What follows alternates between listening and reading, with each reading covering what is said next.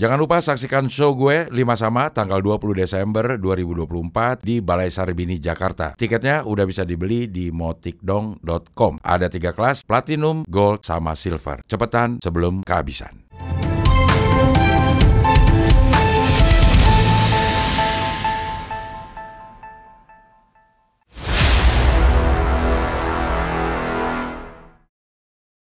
Udah ini? Halo, jumpa lagi bersama saya Abdel dan tentunya Bung Rizky Gerung. Kumaha damang, Bung Rizky? Oke, damang Cing Abdel. Cing Abdel kumaha damang? Damang, alhamdulillah ya. Alhamdulillah. Kelihatan lebih sehat dan lebih cerah ini mukanya. Saya lihat juga ada beberapa produk-produk skincare yang sudah mulai masuk ke Bung Rizky nih. Iya, alhamdulillah Cing. Dipakai nggak itu tapi? Jarang sih. Ya, Bung Rizky, di hari-hari terakhir ini kita melihat ada pengumuman di Instagramnya Bapak Gibran Raka Buming Raka sebagai Wapres membuka saluran pengaduan untuk masyarakat di kantornya. Ini kita bisa lihat walaupun bukan terobosan baru karena beberapa gubernur di Jakarta juga melakukan itu, tetapi melalui aplikasi. Sekarang Bapak Wapres membuka saluran tersebut gitu. Bagus untuk menerima aspirasi dari masyarakat, tapi menurut Bung Rizky gimana ini? Oke, ada semacam apa aja namanya ya, sistem yang sebetulnya udah disepakati dari awal tuh kan, tetapi hendak ingin dirusak Cing sebetulnya. Oh, yes, karena kan biasanya aspirasi itu terkirimkan kepada DPR tuh, ya sebagai fungsi dari perwakilan rakyat. Jika ada segala macam aspirasi ataupun pelaporan bisa jadi ke polisi itu. Tapi sekarang bisa jadi digantikan jadi WPR aja sebetulnya. WPR apa itu? Wakil Presiden Rakyat. Okay. Jadi bukan DPR lagi. Iya. WPR. Ya meskipun. Tapi bukan sebuah langkah bagus sehingga semakin banyak tempat kita mengadu permasalahan yang ada di masyarakat, bukannya semakin bagus gitu. Ya kalau kita melaporkan misalkan ada yang naik private jet ataupun ada blok-blokan tuh yang di Blok Medan itu, apakah akan diproses juga enggak tuh? Kan kita kritisi bahwa ini tindakan kalau dilakukan orang-orang yang misalkan dekat dengan istana, seperti yang tadi saya ucapkan, apakah bisa diproses nggak secara serius? Itu kan jadi hanya terkesan populis aja. Dan juga ada semacam kerusakan birokrasi di situ tuh. Kan fungsi pengawasan harusnya langsung ke oleh lembaga-lembaga yang udah disepakati dari awal. Yeah. Jadi saya lihat ini hanya pencitraan populis. Iya. Langkah ini dilakukan menurut Bung Rizky apa ya motivasinya?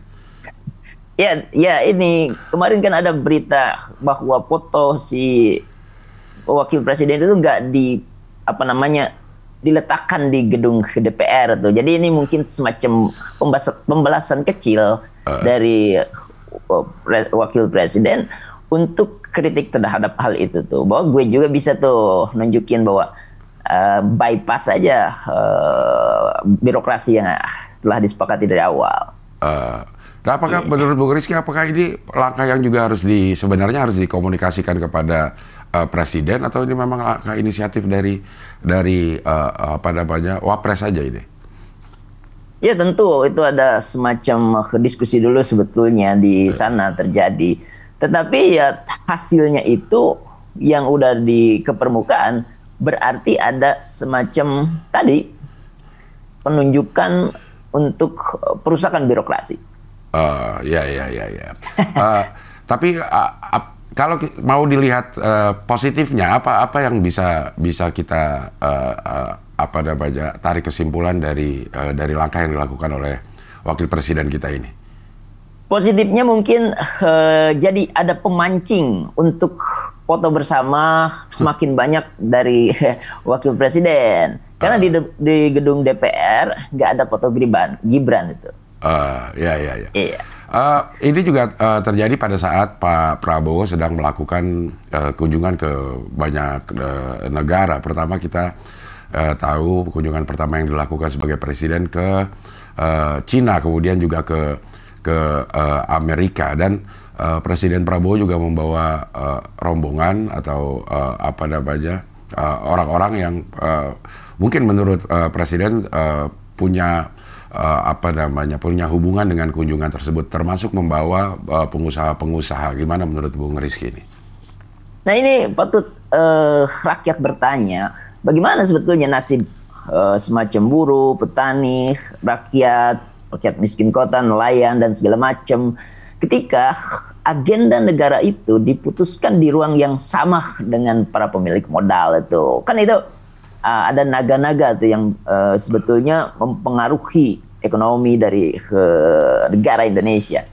Nah disinilah kekuatan kapital melebur dengan kekuatan politik. Jadi pasti akan ada efek daripada keadilan ekonomi itu. Jadi kunjungan ini mungkin akan membawa investasi yang banyak. Tetapi sejauh mana dampaknya tuh bagi rakyat? Atau ini malah menambah pundi-pundi daripada oligarki sebetulnya, atau elit-elit itu, Cing, sebetulnya. Dan apalagi jika kesepakatan nanti dengan Cina, ada semacam obrolan tentang Laut Natuna tuh, gimana bisa dikontrol oleh Cina, kan itu berbahaya sebetulnya untuk kedaulatan Indonesia. Iya, dari beberapa informasi atau berita yang kita lihat, memang sudah ada berapa ratus triliun katanya kesepakatan yang sudah dilakukan selama kunjungan Pak Prabowo di negeri Cina. Bukan itu sesuatu yang bagus buat iklim investasi di Indonesia? Ya pasti itu jadi target awal untuk investasi datang ke negara kita. Tetapi ya tetap aja bahwa kan Cina itu menjadi hendak akan menjadi superpower. Dan dia tentu aja dengan berbagai macam negara sedang berkompetisi, bahkan dengan Amerika sendiri berkompetisi itu di bidang ekonomi. Dan Trump juga semacam kirim sinyal bahwa gak akan ada lagi peperangan. Peperangan secara fisik, militer, tetapi peperangan secara ekonomi. Iya. Karena dia gunakan barrier to entry-nya dinaikin tuh. Jadi barang-barang yang dari Cina itu pajaknya akan dinaikin. Apanya dinaikin? Apanya? Barrier to entry, Cing. Iya, oke. Lanjut. Barrier to entry ya. Jadi hambatan-hambatan untuk masuknya itu makin diperbesar oleh Cina atau Amerika. Ya, barang impor yang dari Cina ke Amerika itu pajaknya dinaikin, sehingga ya mungkin Cina juga berpikir dua kali untuk investasi ke sana tuh. Jadi ketika Cina menunjukkan bahwa negara-negara yang punya kekuatan demokratisnya kurang, terus ada negara-negara miskin, nah itu dijadikan semacam alat kekuasaan. Gue udah menguasai nih negara-negara itu. Nah itu dilakukan juga agendanya terhadap negara kita tuh. Jadi memang negara kita hanya dianggap sebagai pasar aja gitu untuk bargaining position kepada Amerika, bahwa Cina juga sekarang sudah punya pasar yang lebih luas begitu. Yes, itu poinnya tuh. Dan jika kita menyadari dari awal Laut Natuna itu adalah segala macam masuknya perdagangan tuh di situ. Kalau berani aja stop itu, pasti bakalan negara-negara lain bakalan kolaps tuh kalau ditutup nggak boleh lewat situ. Kalau kita punya kekuatan diplomatik untuk menutup itu, pasti kita akan lebih misalkan dinaikin aja orang yang lewat situ, pasti bakalan tinggi juga pemasukan ke kita. Ya. Jadi selingan aja nih Bung Rizky. Saya melihat Presiden Prabowo itu melakukan lawatan ke luar negeri memakai pesawat kepresidenan. Nah, ini sering terjadi sama saya ya, entah sama orang lain. Kalau sering naik pesawat di beberapa kesempatan, bahkan di mobil juga kalau terlalu lama, itu suka ada sumbatan-sumbatan yang terasa di telinga gitu. Dan itu bisa bisa selesaikan dengan cara kita menelan ludah atau menguap, sehingga sering terjadi terasa bunyi tak gitu, dan itu ada rasa puas di situ. Itu apa ya, fenomena apa itu, Bung Rizky? Oke, jadi telinga kita itu sebetulnya seperti sistem ventilasi, Cing. Oh, pentil? Iya. Pentil apa? Ventilasi. Oh, ventilasi, oke. Bukan ventilasi ya. Ya, jadi ventilasi ya? Ventilasi ya? Iya. Jangan dipisah, Cing. Harus dijadiin satu ya, oke. Iya. Ventilasi sebenarnya kalau mau dipisah sih boleh, asal ventil gitu, bukan pentil ya. Ya. Iya. Silakan dilanjut, Bu. Iya. Ya benar. Jadi telinga kita itu kayak ventilasi yang tugasnya itu penting sebetulnya, tetapi kadang suka error karena tekanan angin itu tinggi tuh. Jadi itu tertutup. Dan menelan ludah itu semacam riset untuk memperbaiki telinga kita yang error itu. Jadi ya itu ada fenomena yang puas di dalam hal itu, ataupun bisa kembali normal ketika kita menekan tombol reset atau mengaktifkan tombol reset tersebut. Itu dasarnya, Cing. Seperti kalau komputer kita kontrol Alt Del gitu. Iya, kantor A langsung ke CTR ALT bisa di reset lagi tuh. Iya. Memang ada sensasi puas gitu ya, ada sensasi puas pada saat kita terbebas dari rasa tersumbat itu ya. Apakah itu memang fitrah manusia gitu, pada saat tertekan kemudian bisa melepaskan tekanan itu dan ada rasa puas di sana? Yes, itu ada namanya Colosseum de Athena tuh. Apa? Colosseum de Athena. Anggur Colosseum. Colosseum. Oh, Colosseum. Ya. Colosseum de Athena. Jadi kan di situ ada semacam penjajahan yang terjadi di daerah situ tuh. Nah, itu mengakibatkan memang penderitaan yang carry over terus dari zaman ke zaman. Tetapi hal itu bisa ketika dihilangkan akan timbul semacam kepuasan juga di dalam realita tersebut. Nah, itu dijadikan sama dengan analoginya telinga kita yang tersumbat. Artinya ada penjajah masuk tuh, yang merusak sistem tubuh, merusak sistem telinga kita, sehingga kita nggak bisa mendirikan sistem sendiri. Iya. Nah, itulah ketika ada kepuasan di situ, baru disebutnya dengan Colosseum of the Athena. Oh, Colosseum. Mengenai penderitaan ini, ini masih apa namanya ya, yang terjadi pada tubuh kita ya. Yes. Ini apakah Bung Rizky juga merasakan ya, pada saat ada yang nyelip makanan di gigi ya, itu perasaan kita kalau kita pakai lidah, kita cari, kita telusuri, kita cari jejak-jejaknya gitu dengan lidah, kayaknya kita sudah menemukan tempat yang pas. Yes. Tapi begitu kita coba congkel dengan tubuh kita yang lain, dengan tangan gitu, tapi nggak ketemu gitu, dan itu ada kekesalan yang sangat di situ. Apakah ini kebalikan dari kepuasan yang kita rasakan saat tersumbatnya telinga? Yes, King. Jadi pada filosofisnya, lidah itu seperti sistem pencari yang canggih itu. Iya. Ya, dia bisa tahu persis di mana letak sisa makanan ataupun yang nyehil tadi tuh. Apa? Untuk kita nyehil. Nyehil. Naon eta? Nyehil itu kalau dalam bahasa Sunda adalah ini ngorek-ngorek sisa makanan. Nyehil itu nah. Iya. Iya. Jadi kan lidah itu berfungsinya sebagai pemandu aja, bukan alat untuk menangkap. Oke. Jadi dia bisa merasakan dan mengirim pesan kepada tubuh kita, ya terutama otak. Jadi di sini nih letaknya. Tetapi karena lidah nggak ada alat cengkramnya, dia hanya bisa jadi alat peraba aja. Dia kesulitan itu untuk mengeluarkan benda yang menempel atau terjadi sisa makanan tadi tuh. Sedangkan jari, meskipun lebih bisa mencengkram dengan kuku ataupun dengan motoriknya yang baik, seringkali itu tak sepresisi lidah dalam merasakan posisi. Jadi ada semacam kemampuan yang bisa disesuaikan dengan anggota tubuh kita. Apakah ini maksudnya apa yang dikirimkan oleh otak itu tidak bisa diterjemahkan dengan baik oleh tangan, padahal otak menerima informasi yang presisi dari lidah, tapi begitu pada saat eksekusinya oleh tangan itu malah sering salah gigi gitu. Iya, makanya di situ ada semacam kemampuan yang nggak bisa dimiliki oleh tubuh-tubuh lain tuh.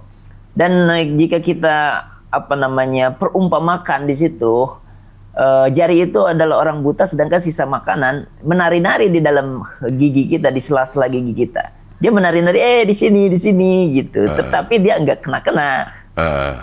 Jadi ada semacam keresean yang dilakukan oleh sisa makanan terhadap jari. Iya. Nah, apakah fungsi ini sebenarnya bisa dilatih sehingga ada koordinasi yang baik antara lidah dan jari untuk menunjukkan tempat yang sama gitu. Ini kan sebenarnya dalam satu sistem tubuh kita yang integral gitu, yang menyatu. Tapi kenapa instruksi yang diberikan oleh otak kepada tangan untuk mengambilnya sisa-sisa makanan itu tidak sesuai dengan informasi yang diberikan oleh lidah? Nah, itu cocok tuh. Harus ada pelatihan antara aktivitas. Berarti kita harus cari aktivitas yang bisa menggerakkan lidah dan jari. Tetapi saya masih mencari aktivitas apa tuh. Mungkin Cing Abdel tahu tuh. Jadi gue yang lu suruh nyari. Orang gue nanya sama lu. Dari jari dan lidah itu aktivitas apa gitu ya yang bisa melakukan hal tersebut. Soalnya saya belum menikah gitu, Cing. Jadi belum menikah, jadi batuk saya. Iya. Jadi, apakah ini juga sama dengan analogi yang sering terjadi pada kehidupan kita pada saat informasi atau instruksi yang kita berikan kepada orang-orang yang ada di eksekutor untuk melaksanakan apa yang sudah dikonsepkan. Artinya kan dia sudah mengkonsepkan dan memberikan petunjuk, di situlah letak permasalahannya. Tetapi begitu tangan mengeksekusinya justru kemana-mana jadinya gitu. Nice, itu filosofis yang bagus yang baru ditemukan pada kesempatan kali ini tuh. Jadi ada semacam konsep yang nggak bisa diterjemahkan secara baik oleh eksekutor tuh. Jadi itu poinnya sebetulnya, jari dan lidah. Nah, pemerintahan juga bisa disebutkan dengan jari dan lidah mungkin jika ada konseptor, tetapi eksekutornya itu gagal untuk menerjemahkan secara baik yang dikonsep oleh lidah. Jadi memang harus ada komunikasi yang intens antara konseptor dan eksekutor. Tapi kan permasalahannya tangan atau jari-jari kita tidak bisa langsung berkomunikasi dengan lidah, harus melewati otak, dan otak inilah yang sangat berperan untuk memberikan instruksi-instruksi. Yes, tentu kita tadi harus mencari aktivitas yang bisa menggunakan lidah dan tangan atau jari itu secara bersama-sama. Itu harus dicari agar bisa terlatih. Sehingga komunikasi terjalin, sehingga apa yang dikonsepkan, apa yang tujuan itu bisa dilakukan oleh para eksekutornya. Ya, karena aktivitas itu kan bisa melatih kebersamaan antara lidah dan jari, terus otak pun bisa ikut di situ. Jadi ada semacam bonding dengan mereka ataupun aktivitas tubuh ini, sehingga ya terjadi semacam chemistry. Jadi dia tahu bahwa dia meletakkan di sini. Oke, aku congkel di sini tuh. Oke, dia tunjukkan di sini, congkel di situ. Itu sebetulnya dasarnya. Ya, apakah ini sebenarnya sebagai miniatur juga dari permasalahan yang ada di negara kita pada saat para konseptor atau pemikirnya sudah mengetahui akar permasalahannya, ada pada satu tempat, tapi dieksekusinya malah jadi agak lain gitu. Yes, mungkin juga bisa seperti itu tuh. Antara konseptor dan eksekutor masih belum ada semacam sinergi. Sedangkan di dalam kehidupan, kolaborasi itu emang sangat penting untuk perubahan peradaban yang lebih baik. Itu dasarnya, Cing. Iya.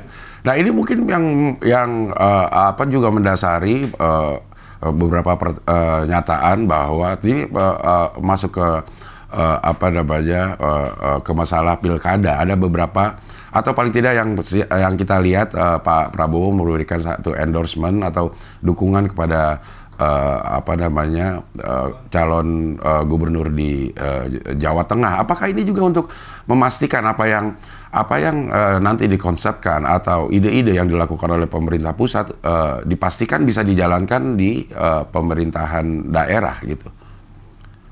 Oke, jadi ada semacam apa namanya pengakuan daripada Prabowo karena dia mungkin merupakan suatu ketua daripada Gerindra. Iya. Tetapi tetap aja kan sebelum ada apa namanya kampanye itu, 3 hari sebelum adanya video kampanye itu, Prabowo mengatakan bahwa pejabat ataupun dirinya sendiri nggak boleh ikut campur dalam politik praktis atau cawe-cawe pilkada tuh. Iya. Tetapi kan itu dilakukan tuh. Harusnya ada semacam aturan dulu untuk bisa mengkampanyekan hal itu. Misalkan apa namanya liburan atau cuti dulu, atau mungkin memundurkan diri dulu dari jabatannya untuk melakukan itu. Karena ketika kita membayangkan presiden yang memiliki segala fasilitas negara, baik itu militer, polisi dan segala macam, yaitu bisa kita bayangkan ke depannya itu pemilu harus jurdil. Itu dasarnya tuh. Jadi ketika Cing Abdel katakan tadi mungkin harus ada kontribusi ataupun apa namanya tadi apa? Gue asal kok tadi ngomongnya apa yang mana? Jadi ya menunjuk semacam apa namanya pilkada itu. Ya untuk memastikan bahwa apa namanya calon-calon gubernur atau nanti yang terpilih gubernur itu memastikan bisa bekerja sama dengan pemerintah pusat begitu maksudnya. Ya itu gak usah ada pilkada aja, langsung aja dipilih kayak zaman di Soeharto tuh. Langsung dipilih agar lebih efektif kan. Kalau kita mau memaksimalkan hal itu diputuskan aja. Jadi gak usah ada pilkada. Iya, idenya bagus atau apa namanya tujuannya bagus supaya ada sinergi pemerintahan pusat sama daerah. Tapi banyak berbenturan dengan aturan-aturan yang ada, misalnya otonomi daerah di mana apa namanya masing-masing daerah punya kedaulatan yang pasti untuk melakukan apa namanya jalannya roda pemerintahan, roda masyarakat dalam di apa namanya di daerahnya sendiri. Apakah Bung Rizky juga melihat banyak benturan-benturan aturan yang kemudian apa namanya membuat apa namanya masalah-masalah yang tidak bisa dihindarkan begitu, Bung Rizky? Ya, tetap aja kita harus kepada inti daripada demokrasi itu. Kan demokrasi itu produksi argumen, bukan sentimen. Jadi yang dikedepankan harusnya adalah narasi tentang wah mati itu. Narasi tentang itu apa namanya? Bagaimana cara memilih pemimpin atau bagaimana cara mengkader yang baik itu terhadap politik apa namanya politisnya apa kalau orang yang berpolitik apa ya namanya? Politisinya tuh dikader dengan sedemikian rupa agar supaya ya demokrasi itu tetap bermuncul dengan kekuatan argumen, kekuatan rakyat. Itu dasarnya tuh. Ini pertanyaan terakhir, ada satu fenomena yang kembali apa namanya muncul lagi setelah kita melihat bertahun-tahun lalu ada pengangkatan duta untuk beberapa hal, dan terakhir ini ada duta anti judi online. Justru diangkat duta ini adalah Setbor Gunawan Setbor yang kemarin itu justru ditangkap karena ditengarai melakukan promosi tentang judi online. Gimana nih fenomena ini ada lagi nih? Yes, tetapi sekarang dibebaskan kan? Iya, sudah dibebaskan ya. Dan jadi duta juga, duta anti judi online. Betul. Tadinya kan namanya itu Satbor, harusnya diganti jadi Happy Bor. Damn. Iya, jadi happy anjay.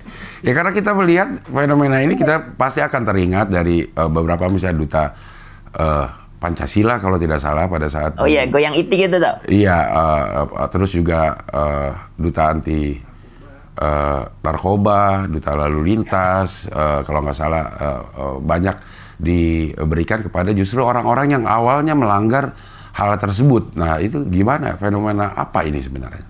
Sebetulnya itu publik ada tanda tanya juga di balik pemilihan duta tuh. Karena kan banyak nama-nama seperti artis-artis yang mungkin juga sekarang udah duduk di kursi DPR, tetapi nggak diperiksa. Padahal sebelumnya itu melakukan juga seperti yang dilakukan oleh si Satbor itu.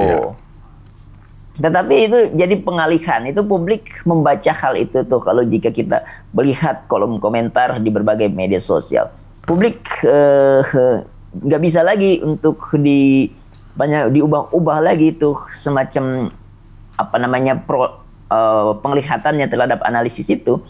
Jadi ya itu terjadi di masyarakat kita suasananya. Iya.